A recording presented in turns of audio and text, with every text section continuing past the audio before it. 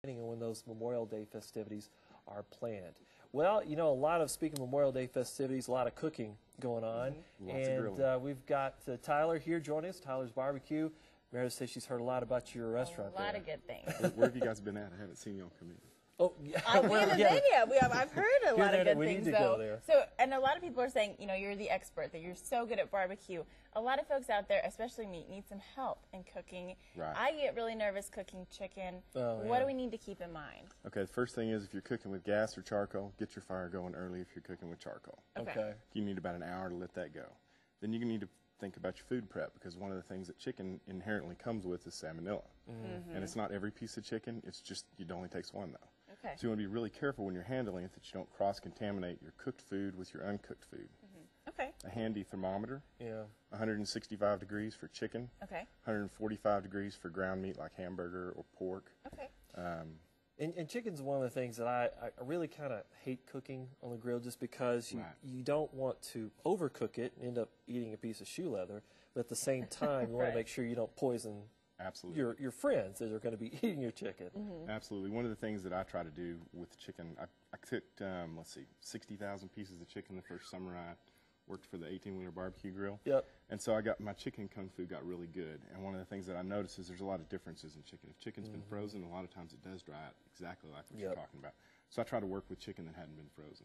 So make sure, if it has been frozen, that you let it thaw out completely before you cook it, because that's the problem I've run into, is it's not completely unthawed, and so I have a cold center and it's bloody and gross. Right, and what'll happen is it'll be colder when you put it on the grill, so it won't cook and warm up the right way, and it'll burn the outside and the inside will still be cold.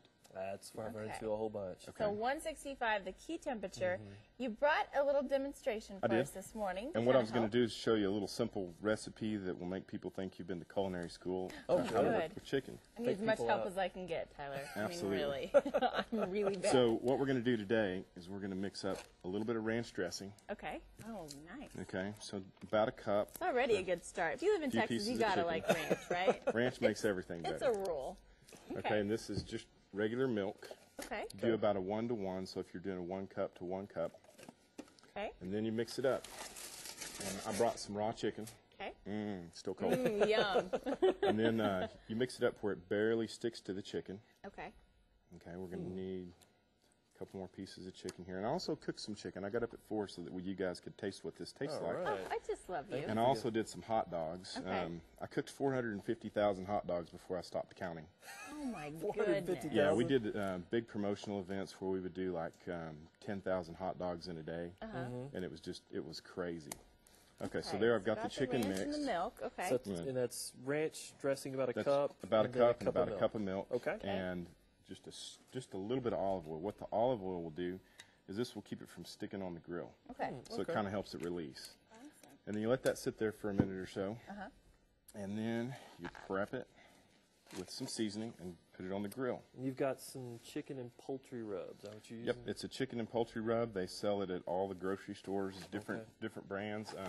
This one actually has rosemary, thyme, and salt and pepper and the regular seasoning stuff. Okay. And so the reason I re-gloves is because I'm going to grab it with one hand. I didn't want to get chicken all over everything. If you notice, I'm kind of being careful not to slop this on everything.